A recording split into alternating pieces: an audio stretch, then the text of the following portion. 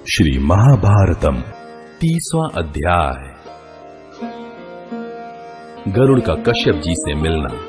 उनकी प्रार्थना से वालखिल्य ऋषियों का शाखा छोड़कर तप के लिए प्रस्थान और गरुड़ का निर्जन पर्वत पर उस शाखा को छोड़ना। उग्र श्रवाजी कहते हैं, शौनकादि महर्षियों, महाबली गरुड़ के पैरों का स्पर्श होते ही उस वृक्ष की वह महाशाखा टूट गई, किंतु उस टूटी हुई शाखा को उन्होंने फिर पकड़ लिया। उस महाशाखा को तोड़कर गरुड़ मुस्कुराते हुए उसकी ओर देखने लगे। इतने ही में उनकी दृष्टि वालखिल्य नाम वाले महर्षियों पर पड़ी, जो नीचे मुंह किए उसी शाखा में लटक रहे थे। तपस्या में तत्पर हुए उन ब्रह्म ऋषियों को वट की शाखा में लटकते देख गरुड़ ने सोचा, इसमें ऋषि लटक रहे हैं, मेरे द्वारा इनका वध न हो जाए। यह गिरती हुई शाखा इन ऋषियों का अवश्य वध कर डालेगी।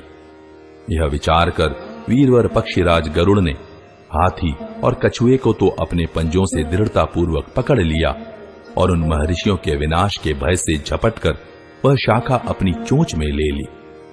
उन मुनियों की रक्षा के लिए ही गरुड़ ने ऐसा अद्भुत पराक्रम किया था, जिसे देवता भी नहीं कर सकते थे। गरुड़ का ऐसा अलौकिक कर्म देखकर वे महर्षि आश्चर्य से चकित हो उठे।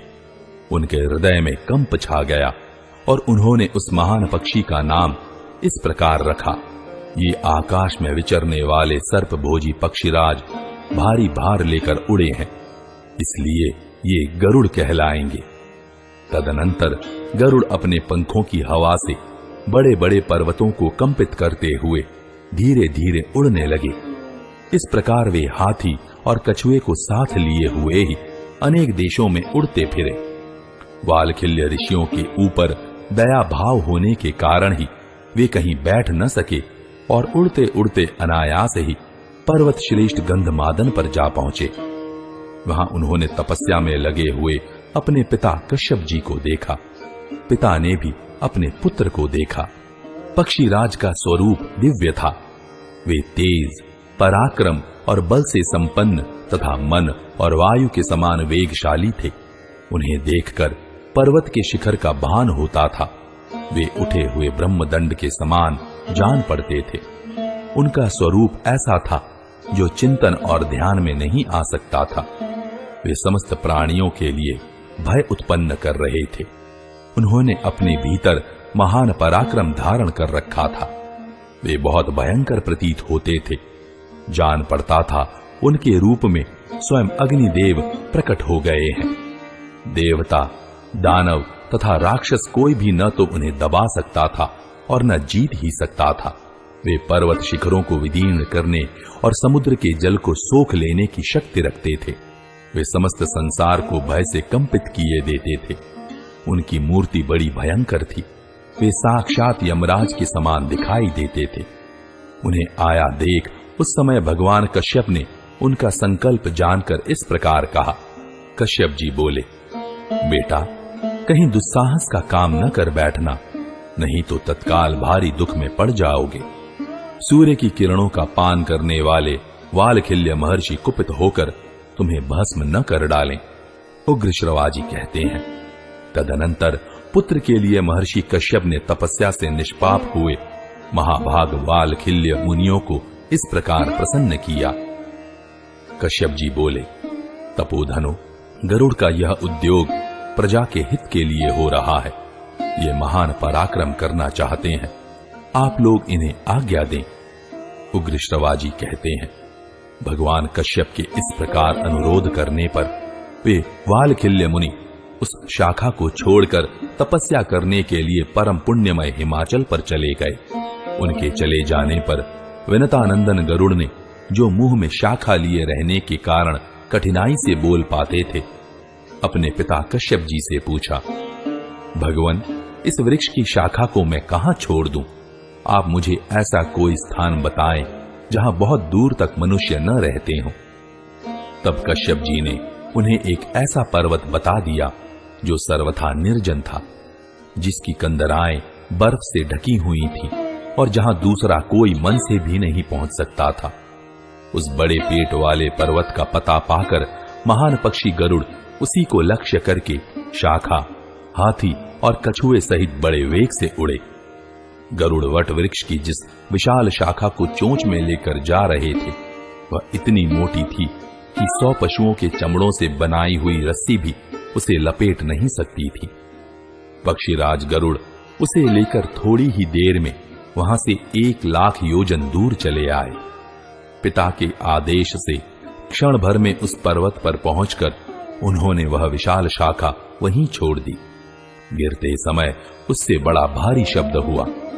वह पर्वतराज उनके पंखों की वायु से आहत होकर कांप उठा। उस पर उगे हुए बहुतेरे वृक्ष गिर पड़े और वह फूलों की वर्षा सी करने लगा। उस पर्वत के मणिकांचनमय विचित्र शिखर जो उस महान शैल की शोभा बढ़ा रहे थे सब ओर से चूर चूर होकर गिर पड़े। उस विशाल शाखा से टकराकर बहुत से वृक्ष भी धराशायी हो गए। वे अपने सुवर्णमय फूलों के कारण बिजली सहित मेघों की भांति शोभा पाते थे। सुवर्णमय पुष्प वाले वे वृक्ष धरती पर गिरकर पर्वत के गेरु आदि धातुओं से संयुक्त हो सूर्य की किरणों द्वारा रंगे हुए से सुशोभित होते थे। तदनंतर पक्षीराज गरुड़ ने उसी पर्वत की एक चोटी पर बैठकर उन दोनों हाथी और कछुए को खाया। इस प्रकार कछुए और हाथी दोनों को खाकर महान वेगशाली गरुड़ पर्वत की उस चोटी से ही ऊपर की ओर उड़े। उस समय देवताओं के यहाँ बहुत से भयसूचक उत्पात होने लगे। देवराज इंद्र का प्रिय आयुध वज्र भय से जल उठा। आकाश से दिन में ही धुएं और लपटों के साथ उल्का गिरने लगी। वसु, रुद्र, आदित्य, साध्य, मरुदगण तथा और जो देवता हैं उन सब के आयुध परस्पर इस प्रकार उपद्रव करने लगे जैसा पहले कभी देखने में नहीं आया था। देवासुर संग्राम के समय भी ऐसी अनहोनी बात नहीं हुई थी।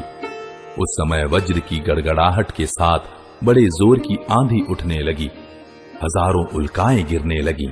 आकाश में बादल नहीं थे तो भी बड़ी भारी आवाज में विकट गर्जना होने लगी। देवताओं के भी देवता पर्जन्य रक्त की वर्षा करने लगे। देवताओं के दिव्य पुष्पहार मुरझा गए। उनके तेज नष्ट होने लगे। उत्पात कालिक बहुत से भयंकर मेघ प्रकट हो अधिक मात्रा में रुधिर की वर्षा करने लगे। बहुत सी धूलें उड़कर देवताओं के मुकुटों को मलिन करने लगी। ये भयंकर उत्पात देखकर देवताओं सहित इंद्र भय से व्याकुल हो गए और बृहस्पति जी से इस प्रकार बोले। इंद्र ने पूछा, भगवन, सहसा ये भयंकर उत्पात क्यों होने लगे हैं? मैं ऐसा कोई शत्रु नहीं देखता जो युद्ध में हम देवताओं का तिरस्कार कर सके। बृहस्पति जी ने कहा, देवराज इंद्र, तुम्हारे ही अपराध और प्रमाद से तथा महात्मा वालखिल्य महर्षियों के तप के प्रभाव से कश्यप मुनि और विनता के पुत्र पक्षीराज गरुड़ अमृत का अपहरण करने के लिए आ रहे हैं। वे बड़े बलवान और इच्छानुसार रूप धारण करने में समर्थ हैं। बलवानों में श्रेष्ठ आकाशचारी गरुड़ अमृत हर ले जाने में समर्थ हैं। मैं उनमें सब प्रकार की शक्तियों के होने की संभावना करता हूं। वे असाध्य कार्य भी सिद्ध कर सकते हैं। उग्र श्रवाजी कहते हैं, बृहस्पति जी की यह बात सुनकर देवराज इंद्र अमृत की रक्षा करने वाले देवताओं से बोले, रक्षकों, महान पराक्रमी और बलवान पक्षी गरुड़ यहां से अमृत हर ले जाने को उद्यत हैं। मैं तुम्हें सचेत कर देता हूं जिससे वे बलपूर्वक इस अमृत को न ले जा सकें। बृहस्पति जी ने कहा है कि उनके बल की कहीं तुलना नहीं है। इंद्र की यह बात सुनकर देवता बड़े आश्चर्य में पड़ गए और यत्न पूर्वक अमृत को चारों ओर से घेर कर खड़े हो गए। प्रतापी इंद्र भी हाथ में वज्र लेकर वहां डट गए। मनस्वी देवता विचित्र सुवर्णमय तथा बहुमूल्य वैदुर्य मणिमय कवच धारण करने लगे। उन्होंने अपने अंगों में यथास्थान मजबूत और चमकीले चमड़े के बने हुए हाथ के मोजे आदि धारण किए। नाना प्रकार के भयंकर अस्त्र शस्त्र भी ले लिए। उन सब आयुधों की धार बहुत तीखी थी। वे श्रेष्ठ देवता सब प्रकार के आयुध लेकर युद्ध के लिए उद्यत हो गए। उनके पास ऐसे ऐसे चक्र थे जिनसे सब ओर आग की चिंगारियां और धूम सहित लपटें प्रकट होती थीं। उनके सिवा परिग, त्रिशूल, फरसे, भांति भांति की तीखी शक्तियां, चमकीले खड्ग और भयंकर दिखाई देने वाली गदाएं भी थीं। अपने शरीर के अनुरूप इन अस्त्र शस्त्रों को लेकर देवता डट गए। दिव्य आभूषणों से विभूषित निष्पाप देवगण तेजस्वी अस्त्र शस्त्रों के साथ अधिक प्रकाशमान हो रहे थे। उनके बल, पराक्रम और तेज अनुपम थे, जो असुरों के नगरों का विनाश करने में समर्थ एवं अग्नि के समान दीप्यमान शरीर से प्रकाशित होने वाले थे। उन्होंने अमृत की रक्षा के लिए अपने मन में दृढ़ निश्चय कर लिया था। इस प्रकार वे तेजस्वी देवता उस श्रेष्ठ समर के लिए तैयार खड़े थे। वह रणांगण लाखों परिग आदि आयुधों से व्याप्त होकर सूर्य की किरणों द्वारा प्रकाशित एवं टूटकर गिरे हुए दूसरे आकाश के समान सुशोभित हो रहा था। इस प्रकार श्री महाभारत आदि पर्व के अंतर्गत आस्तिक पर्व में गरुड़ चरित्र विषयक 30वां अध्याय पूरा हुआ। 31वां अध्याय इंद्र के द्वारा वालखिल्यों का अपमान और उनकी तपस्या के प्रभाव से अरुण एवं गरुड़ की उत्पत्ति। शौनक जी ने पूछा, सूतनंदन, इंद्र का क्या अपराध और कौन सा प्रमाद था? वालखिल्य मुनियों की तपस्या के प्रभाव से गरुड़ की उत्पत्ति कैसे हुई थी? कश्यप जी तो ब्राह्मण है, उनका पुत्र पक्षीराज कैसे हुआ? साथ ही वह समस्त प्राणियों के लिए दूरदर्श एवं अवध्य कैसे हो गया? उस पक्षी में इच्छानुसार चलने तथा रुचि के अनुसार पराक्रम करने की शक्ति कैसे आ गई? मैं यह सब सुनना चाहता हूं। यदि पुराण में कहीं इसका वर्णन हो तो सुनाइए। उग्र श्रवाजी ने कहा, ब्राह्मण, आप मुझसे जो पूछ रहे हैं वह पुराण का ही विषय है। मैं संक्षेप में ये सब बातें बता रहा हूं, सुनिए। कहते हैं, प्रजापति कश्यप जी पुत्र की कामना से यज्ञ कर रहे थे। उसमें ऋषियों, देवताओं तथा गंधर्वों ने भी उन्हें बड़ी सहायता दी। उस यज्ञ में कश्यप जी ने इंद्र को समिधा लाने के काम पर नियुक्त किया था। वालखिल्य मुनियों तथा अन्य देवगणों को भी यही कार्य सौंपा गया था। इंद्र शक्तिशाली थे। उन्होंने अपने बल के अनुसार लकड़ी का एक पहाड़ जैसा बोझ उठा लिया और उसे बिना कष्ट के ही वे ले आए। उन्होंने मार्ग में बहुत से ऐसे ऋषियों को देखा जो कद में बहुत ही छोटे थे। उनका सारा शरीर अंगूठे के मध्य भाग के बराबर था। वह सब मिलकर पलाश की एक बाती लिए आ रहे थे। उन्होंने आहार छोड़ रखा था। तपस्या ही उनका धन था। वे अपने अंगों में ही समाये हुए से जान पड़ते थे। पानी से भरे हुए गोखुर के लांघने में भी उन्हें बड़ा क्लेश होता था। उनमें शारीरिक बल बहुत कम था। अपने बल के घमंड में मतवाले इंद्र ने आश्चर्यचकित होकर उन सबको देखा और उनकी हंसी उड़ाते हुए वे अपमान पूर्वक उन्हें लांघकर शीघ्रता के साथ आगे बढ़ गए। इंद्र के इस व्यवहार से वालखिल्य मुनियों को बड़ा रोष हुआ। उनके हृदय में भारी क्रोध का उदय हो गया। अतः उन्होंने उस समय एक ऐसे महान कर्म का आरंभ किया जिसका परिणाम इंद्र के लिए भयंकर था। ब्राह्मणों, वे उत्तम तपस्वी वालखिल्य मन में जो कामना रखकर छोटे बड़े मंत्रों द्वारा विधिपूर्वक अग्नि में आहुति देते थे वह बताता हूं, सुनिए। संयम पूर्वक उत्तम व्रत का पालन करने वाले वे महर्षि यह संकल्प करते थे कि संपूर्ण देवताओं के लिए कोई दूसरा ही इंद्र उत्पन्न हो, जो वर्तमान देवराज के लिए भयदायक, इच्छानुसार पराक्रम करने वाला और अपनी रुचि के अनुसार चलने की शक्ति रखने वाला हो। शौर्य और वीर्य में इंद्र से वह 100 गुना बढ़कर हो। उसका वेग मन के समान तीव्र हो। हमारी तपस्या के फल से अब ऐसा ही वीर प्रकट हो जो इंद्र के लिए भयंकर हो। उनका यह संकल्प सुनकर 100 यज्ञों का अनुष्ठान पूर्ण करने वाले देवराज इंद्र को बड़ा संताप हुआ और वे कठोर व्रत का पालन करने वाले कश्यप जी की शरण में गए। देवराज इंद्र के मुख से उनका संकल्प सुनकर प्रजापति कश्यप वालखिल्यों के पास गए और उनसे उस कर्म की सिद्धि के संबंध में प्रश्न किया। सत्यवादी महर्षि वालखिल्यों ने, हाँ, ऐसी ही बात है। कहकर अपने कर्म की सिद्धि का प्रतिपादन किया। तब प्रजापति कश्यप ने उन्हें सांत्वना पूर्वक समझाते हुए कहा, तपोधनो, ब्रह्मा जी की आज्ञा से ये पुरंदर तीनों लोकों के इंद्र बनाए गए हैं और आप लोग भी दूसरे इंद्र की उत्पत्ति के लिए प्रयत्नशील हैं। संत महात्माओं, आप ब्रह्मा जी का वचन मिथ्या न करें। साथ ही मैं यह भी चाहता हूं कि आपके द्वारा किया हुआ यह अभीष्ट संकल्प भी मिथ्या न हो। अतः अत्यंत बल और सत्व गुण से संपन्न जो यह भावी पुत्र है, यह पक्षियों का इंद्र हो। देवराज इंद्र आपके पास याचक बनकर आए हैं, आप इन पर अनुग्रह करें। महर्षि कश्यप के ऐसा कहने पर तपस्या के धनी वालखिल्य मुनि उन मुनिश्रेष्ठ प्रजापति का सत्कार करके बोले। वालखिल्यों ने कहा, प्रजापते, हम सब लोगों का यह अनुष्ठान इंद्र के लिए हुआ था और आपका यह यज्ञ समारोह संतान के लिए अभीष्ट था। अतः इस फल सहित कर्म को आप ही स्वीकार करें और जिसमें सबकी भलाई दिखाई दे वैसा ही करें। उग्र श्रवाजी कहते हैं, इसी समय शुभ लक्षणा दक्ष कन्या कल्याणमय विनता देवी, जो उत्तम यश से सुशोभित थी, पुत्र की कामना से तपस्या पूर्वक ब्रह्मचर्य व्रत का पालन करने लगी। ऋतुकाल आने पर जब वह स्नान करके शुद्ध हुई, तब अपने स्वामी की सेवा में गई। उस समय कश्यप जी ने उससे कहा, देवी, तुम्हारा यह अभीष्ट समारंभ अवश्य सफल होगा।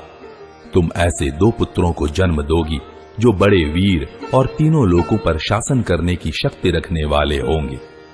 वालखिल्यों की तपस्या तथा मेरे संकल्प से तुम्हें 2 परम सौभाग्यशाली पुत्र प्राप्त होंगे, जिनकी तीनों लोकों में पूजा होगी।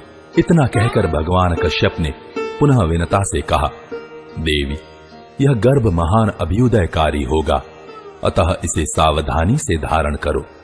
तुम्हारे ये दोनों पुत्र संपूर्ण पक्षियों के इंद्र पद का उपभोग करेंगे। स्वरूप से पक्षी होते हुए भी इच्छानुसार रूप धारण करने में समर्थ और लोक संभावित वीर होंगे। विनता से ऐसा कहकर प्रसन्न हुए प्रजापति ने शतक्रतु इंद्र से कहा, पुरंदर, ये दोनों महापराक्रमी भ्राता तुम्हारे सहायक होंगे, तुम्हें इनसे कोई हानि नहीं होगी। इंद्र, तुम्हारा संताप दूर हो जाना चाहिए। देवताओं के इंद्र तुम ही बने रहोगे। एक बात ध्यान रखना, आज से फिर कभी तुम घमंड में आकर ब्रह्मवादी महात्माओं का उपहास और अपमान न करना, क्योंकि उनके पास वाणी रूप अमोघ वज्र है तथा वे तीक्ष्ण कोप वाले होते हैं। कश्यप जी के ऐसा कहने पर देवराज इंद्र निशंक होकर स्वर्गलोक में चले गए। अपना मनोरथ सिद्ध होने से विनता भी बहुत प्रसन्न हुई। उसने 2 पुत्र उत्पन्न किए, अरुण और गरुड़। जिनके अंग कुछ अधूरे रह गए थे वे अरुण कहलाते हैं। वे ही सूर्य देव के सारथी बनकर उनके आगे आगे चलते हैं। भृगुनंदन, दूसरे पुत्र गरुड़ का पक्षियों के इंद्र पद पर अभिषेक किया गया। अब तुम गरुड़ का यह महान पराक्रम सुनो। इस प्रकार श्री महाभारत आदि पर्व के अंतर्गत आस्तिक पर्व में गरुड़ चरित्र विषयक 31वां अध्याय पूरा हुआ। 32वां अध्याय गरुड़ का देवताओं के साथ युद्ध और देवताओं की पराजय। उग्र श्रवाजी कहते हैं, द्विज श्रेष्ठ, देवताओं का समुदाय जब इस प्रकार भांति भांति के अस्त्र शस्त्रों से संपन्न हो युद्ध के लिए उद्यत हो गया, उसी समय पक्षीराज गरुड़ तुरंत ही देवताओं के पास जा पहुंचे। उन अत्यंत बलवान गरुड़ को देखकर संपूर्ण देवता कांप उठे। उनके सभी आयुध आपस में ही आघात प्रत्याघात करने लगे। वहां विद्युत एवं अग्नि के समान तेजस्वी और महापराक्रमी अमयात्मा बहुमन अमृत की रक्षा कर रहे थे। वे पक्षीराज के साथ 2 घड़ी तक अनुपम युद्ध करके उनके पंख, चोंच और नखों से घायल हो उस रणांगण में मृतक तुल्य हो गए। तदनंतर पक्षीराज ने अपने पंखों की प्रचंड वायु से बहुत धूल उड़ाकर समस्त लोकों में अंधकार फैला दिया और उसी धूल से देवताओं को ढक दिया। उस धूल से आच्छादित होकर देवता मोहित हो गए। अमृत की रक्षा करने वाले देवता भी इसी प्रकार धूल से ढक जाने के कारण कुछ देख नहीं पाते थे। इस तरह गरुड़ ने स्वर्गलोक को व्याकुल कर दिया और पंखों तथा चोंचों की मार से देवताओं का अंग अंग विदीर्ण कर डाला। तब सहस्त्र नेत्रों वाले इंद्रदेव ने तुरंत ही वायु को आज्ञा दी, मारुत, तुम इस धूल की वृष्टि को दूर हटा दो, क्योंकि यह काम तुम्हारे ही वश का है। तब बलवान वायुदेव ने बड़े वेग से उस धूल को दूर उड़ा दिया। इससे वहां फैला हुआ अंधकार दूर हो गया। अब देवता अपने अस्त्र शस्त्रों द्वारा पक्षी गरुड़ को पीड़ित करने लगे। देवताओं के प्रहार को सहते हुए महाबली गरुड़ आकाश में छाए हुए महामेघ की भांति समस्त प्राणियों को डराते हुए जोर जोर से गर्जना करने लगे। शत्रुवीरों का संहार करने वाले पक्षीराज बड़े पराक्रमी थे। वे आकाश में बहुत ऊंचे उड़ गए, उड़कर अंतरिक्ष में देवताओं के ऊपर खड़े हो गए। उस समय कवच धारण किए इंद्र आदि संपूर्ण देवता उन पर पट्टिश, परिघ, शूल और गदा आदि नाना प्रकार के अस्त्र शस्त्रों द्वारा प्रहार करने लगे। अग्नि के समान प्रज्वलित क्षुरप्र, सूर्य के समान उद्भासित होने वाले चक्र तथा नाना प्रकार के दूसरे दूसरे शस्त्रों के प्रहार द्वारा उन पर सब ओर से मार पड़ रही थी। तो भी पक्षीराज गरुड़ देवताओं के साथ तुमुल युद्ध करते हुए तनिक भी विचलित न हुए। परम प्रतापी विनतानंदन गरुड़ ने मानो देवताओं को दग्ध कर डालेंगे इस प्रकार रोष में भरकर आकाश में खड़े खड़े ही पंखों और छाती के धक्के से उन सबको चारों ओर मार गिराया। गरुड़ से पीड़ित और दूर फेंके गए देवता इधर उधर भागने लगे। उनके नखों और चोंच से क्षत विक्षत हो वे अपने अंगों से बहुत सा रक्त बहाने लगे। पक्षीराज से पराजित हो साध्य और गंधर्व पूर्व दिशा की ओर भाग चले। वसुओं तथा रुद्रों ने दक्षिण दिशा की शरण ली। आदित्यगण पश्चिम दिशा की ओर भागे तथा अश्विनी कुमारों ने उत्तर दिशा का आश्रय लिया। ये महापराक्रमी योद्धा बार बार पीछे की ओर देखते हुए भाग रहे थे। इसके बाद आकाशचारी पक्षीराज गरुड़ ने वीर अश्वक्रंद, रेणुक, शूरवीर क्रथन, तपन, उलूक, श्वसन, नमेश, प्ररुज तथा पुलिन इन 9 यक्षों के साथ युद्ध किया। शत्रुओं का दमन करने वाले विनता कुमार ने प्रलय काल में कुपित हुए पिनाकधारी रुद्र की भांति क्रोध में भरकर उन सबको पंखों, नखों और चोंच के अग्रभाग से विदीर्ण कर डाला। वे सभी यक्ष बड़े बलवान और अत्यंत उत्साही थे। उस युद्ध में गरुड़ द्वारा बार बार क्षत विक्षत होकर वे खून की धारा बहाते हुए बादलों की भांति शोभा पा रहे थे। पक्षीराज उन सब के प्राण लेकर जब अमृत उठाने के लिए आगे बढ़े तब उसके चारों ओर उन्होंने आग जलती देखी। वह आग अपनी लपटों से वहां के समस्त आकाश को आवृत्त किए हुए थी। उससे बड़ी ऊंची ज्वालाएं उठ रही थीं। वह सूर्य मंडल की भांति दाह उत्पन्न करती और प्रचंड वायु से प्रेरित हो अधिकाधिक प्रज्वलित होती रहती थी। तब वेगशाली महात्मा गरुड़ ने अपने शरीर में 8100 मुख प्रकट करके उनके द्वारा नदियों का जल पी लिया और पुनः बड़े वेग से शीघ्रता पूर्वक वहां आकर उस जलती हुई आग पर वह सब जल उड़ेल दिया। इस प्रकार शत्रुओं को ताप देने वाले पक्षवाहन गरुड़ ने नदियों के जल से उस आग को बुझाकर अमृत के पास पहुंचने की इच्छा से एक दूसरा बहुत छोटा रूप धारण कर लिया। इस प्रकार श्री महाभारत आदि पर्व के अंतर्गत आस्तीक पर्व में गरुड़ चरित्र विषयक 32वां अध्याय पूरा हुआ।